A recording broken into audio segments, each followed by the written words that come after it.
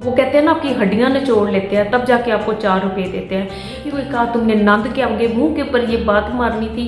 ये हुआ कि मैं अपने घर में नहीं हूँ, मैं गैर घर में रहती हुई हूँ। हालांकि मेरे पास तो जिस तरह मेरे अंदर से कोई चीज़ टूट के मुझे कभी वो फीलिंग। अस्सलाम वालेकुम व्यूअर्स, उम्मीद है कि आप सब खैरियत से होंगे। आज मुझे आप लोगों को बताना है कि मैं अभी तक अपनी मेकअप की वीडियो क्यों नहीं अपलोड कर पाई, और जो मेरी लास्ट वीडियो मैंने अपने चैनल के ऊपर अपलोड की थी रोते हुए, वो मैंने क्यों अपलोड की थी। कुछ दिन पहले ऐसे हुआ था कि मेरी हस्बैंड के साथ लड़ाई हुई थी, और लड़ाई इस हद तक बढ़ गई थी कि मैंने उनको कहा कि नहीं, मुझे अब आपके साथ नहीं रहना, काफ़ी हो गया है, अब मुझे अपनी अम्मी के घर जाना है। वो मुझे काफ़ी राज़ी करते रहे। बात क्या हुई थी वो भी मैं आपको बताती हूँ, किस वजह से हुई वो भी बताऊँगी।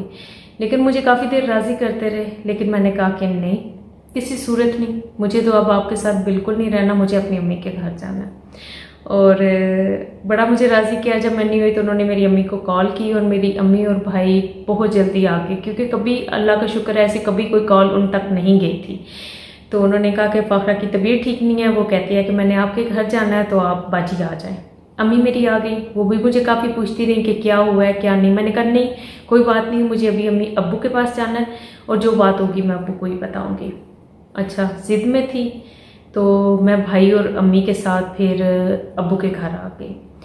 लेकिन मुझे अभी तक याद है कि जब मैं वहाँ से बैठी और मुझे अपना घर दूर होता हुआ महसूस हुआ, मुझे वो लम्हा कभी नहीं भूला। मुझे ऐसे लगा कि जिस तरह किसी ने मेरे हाथ से एक बहुत ही कीमती और मेरी अपनी चीज़ जो है ना, वो मेरे से दूर होती हुई जा रही है। जो जो मैं फासला तय करती जा रही थी, अपने घर से दूर हो रही थी और अम्मी के घर से नज़दीक होती जा रही थी, तो फर्स्ट टाइम मुझे अपनी गलती का एहसास होना शुरू हो गया। मुझे फर्स्ट टाइम महसूस हुआ कि कहाँ से ये मसला शुरू हुआ है और ये क्यों हुआ है। अम्मी के घर जब पहुँची तो अब्बू ने गेट खोला। अब्बू ने गेट खोला तो फर्स्ट टाइम अब्बू के दाढ़ी और सर के सफ़ेद बाल और अपने बुजुर्ग बाप को देखकर मुझे, मेरा शर्म से सर झुक गया, और मैंने ना एक अपनी मुस्कुराहट जो थी अपने चेहरे पे मैं ले आई, ताकि मुझे परेशान या रोता हुआ देख के वो परेशान ना हो जाए। अब्बू जब बैठे तो मैं बैठी, तो मैंने कहा नहीं अब्बू, ऐसी कोई बात नहीं, बस छोटी सी बात पे हो गई थी। मैंने कहा कि मैं आज अब्बू के पास जाके रह लेती हूँ, कल मैं आ जाऊँगी। लेकिन अब्बू पूछते रहे। अब्बू समझ गए, अब्बू समझदार है माशाल्लाह, इस उम्र में है, उनको लगा कि नहीं कोई बड़ी बात ही है, वरना ये आज तक कभी भी अल्हम्दुलिल्लाह इसकी शादी को आज 20-22 साल हो गए, तो ये यहाँ पर नहीं आई, तो कोई ना कोई तो मसला हुआ है। बट मैंने ऐसी कोई बात उनको नहीं बताई। लेकिन मैंने उनको कहा कि अब्बू आज का दिन मैं इधर रहूँगी, नासिर आएंगे शायद, तो आपने कहना है कि नहीं आज का दिन मैं इधर रहूँगी। वो कहते हैं ठीक है। अच्छा, तकरीबन 1-2 घंटे गुजरे तो मेरे हस्बैंड आ गए। उन्होंने कहा शायद इसका वो सर ठंडा हुआ होगा, तो मैं ले आता हूँ। तो वो आए, अब्बू उनको समझाते रहे, वो थोड़ी देर बैठे अब्बू के पास। लेकिन अब्बू ने कहा कि नहीं, आज फ़ाखरा परेशान है, उसको रहने दे, तो वो कल आ जाएगी। तो मेरे हस्बैंड जो थे वो बच्चों को लेकर वापस आ गए। मुझे जब पता चला कि भाई नासिर चले गए हैं उधर से, तो जिस तरह मेरे अंदर से कोई चीज़ टूट के, मुझे कभी वो फीलिंग नहीं भूलेगी, और मैं भूलना भी नहीं चाहती।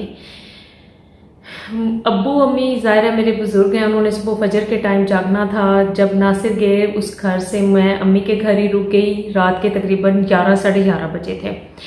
तो उसी टाइम अम्मी अब्बू बिस्तर बिछाए, उन्होंने मेरा बेड भी लगाया।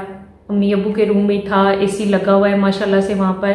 अम्मी ने बेड लगाया, और बस हम लोगों ने बस सोने की तैयारी की और लेट के। अब्बू कहते हैं बच्चे कोई मसला नहीं, मैंने नासिर से बात की है, तुम परेशान ना हो, तुम्हारा जब तक दिल करता है तुम रो, ऐसी कोई बात नहीं है। मैं लेट गई, आंखें बंद की, और बस आंखें बंद करते ही ना आंसू जो थे मेरे पूरी रात ना रुके। आंखें बंद थी बट आंसू गिर रहे थे। उस टाइम मुझे फर्स्ट टाइम ये एहसास हुआ अपनी गलतियों का, जो मैं काफ़ी अरसे से कर रही थी, और मुझे पता नहीं था कि आज मैं यहाँ तक पहुँच जाऊँगी। फर्स्ट टाइम मुझे अब्बू के घर में लेटे हुए एहसास हुआ कि मैं अपने घर में नहीं हूँ, मैं गैर घर में लेटी हुई हूँ। हालांकि मेरे बाप का घर है, अल्लाह उनको लंबी ज़िंदगी दे। उस वक्त उस घर में मेरे अम्मी अब्बू, मेरे भाई और भाभी रहते हैं।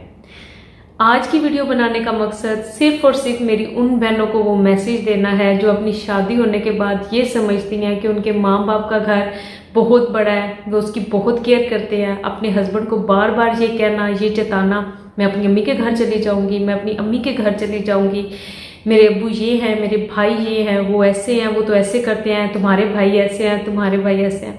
खुदा के लिए ऐसे मत किया करें। जब आपकी शादियाँ होती हैं ना, तो आपका घर, आपका खामद ही आपका सब कुछ होता है।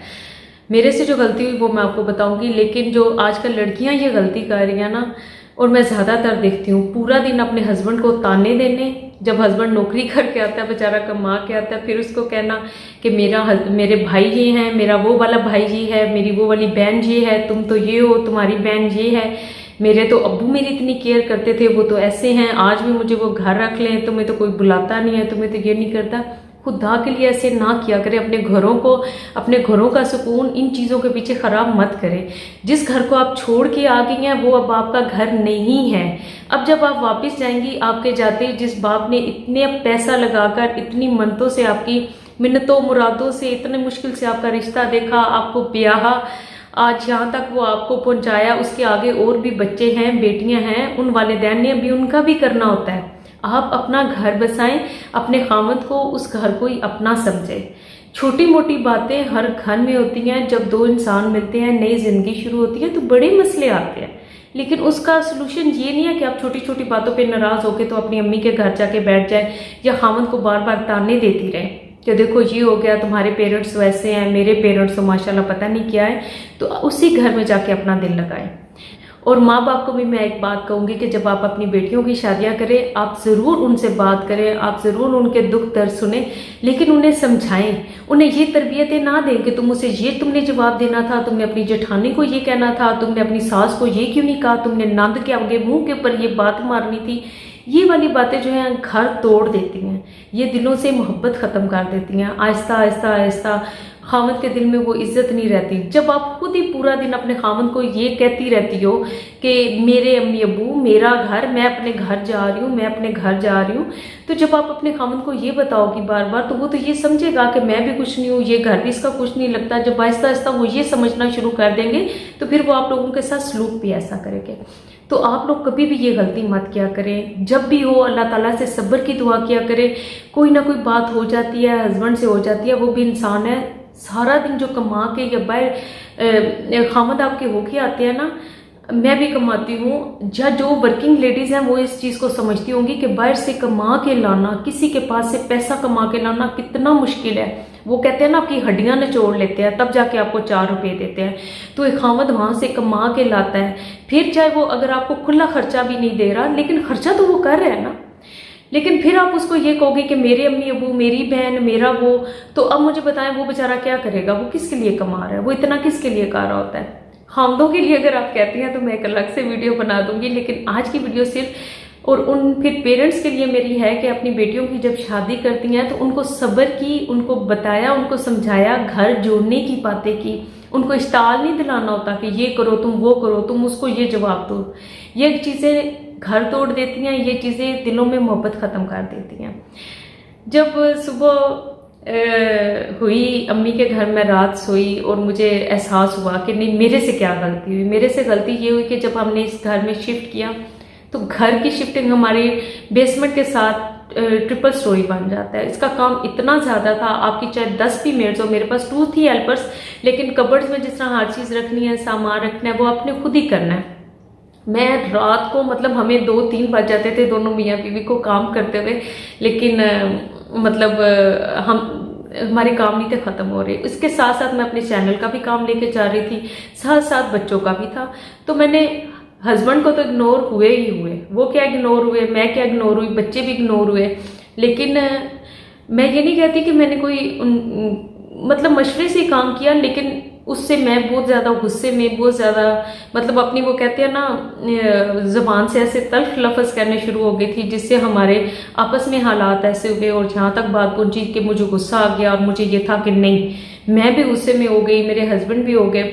उन्होंने तो बहरहाल मुझे बड़ा राज़ी करने की कोशिश की, लेकिन मैंने कहा कि नहीं, अब ये हो गया, वो हो गया। मैंने सोचा था ये घर बन जाएगा, हम यहाँ तक पहुँच जाएंगे तो हमारे मसले हल हो जाएंगे, ये तो हो ही नहीं रहे।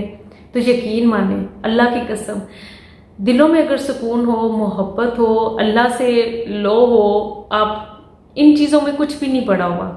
ये जो लड़कियां आके कहती हैं ना कि मेरे पेरेंट्स ये, मेरा भाई ये, मेरी बहन वो, तुम ये, तुम वो, ये चीज़ें सिर्फ आपका घर बर्बाद कर देती हैं। मैं अगले दिन सुबह उठते ही ना, उमैर, ज़हर और शाम मुझे लेने के लिए आए थे तो मैं घर आ गई थी, और मैंने आते ही अगले दिन ये वीडियो जो थी अपलोड कर दी थी, ये मेरी लास्ट वीडियो की, क्योंकि मुझे अपना पैशन, अपना ख्वाब छोड़ते हुए दुख हो रहा था। लेकिन मुझे पता चल गया था कि मैंने गलती ये कर दिया कि मुझे अपने चैनल को 1-2 माह छोड़ देना चाहिए ताकि मैं अपनी फैमिली को टाइम दूं, क्योंकि मेरे लिए सबसे ज़्यादा कीमती मेरी फैमिली है, मेरे बच्चे हैं, मेरे हस्बैंड हैं, जिन्होंने इतना साल मुझे यहाँ तक पहुँचाया। मेरा अगर नाम है, मेरी आज पूरे ख़ानदान में अगर इज्जत है, मेरे पेरेंट्स के दिल में मेरे लिए इतनी मोहब्बत है, मेरे बहन भाई करते हैं तो वो इसलिए करते हैं क्योंकि मैंने अपना घर, अल्लाह का शुक्र है, बसा के बैठी हुई हूँ, बना के बैठी हुई हूँ। तो ये वाली चीज़ें जब मुझे समझ आई तो उस पर मैंने वीडियो अपलोड की, और वो वीडियो जब मैंने अपलोड की, जिस तरह का उसका रिएक्शन था, या जब मेरे हस्बैंड और मेरे बच्चों ने देखा, उनसे बिल्कुल बर्दाश्त नहीं हुई वो वीडियो। उन्होंने उसी टाइम मेरी मिन्नत की, मुझे कहा नहीं आपका ये ख्वाब है, आप इसे मत छोड़ें।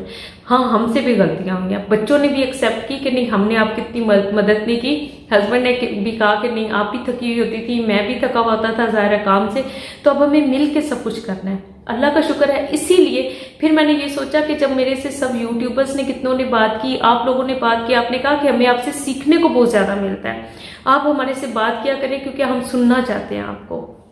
मैंने कहा कि इंशाल्लाह अब मैं ऐसी वीडियोस भी अपने चैनल पर लाती रहूंगी जो कि मेरी वो सारी फ्रेंड्स जिनको कि इन चीज़ों से हेल्प होती है उनकी हो।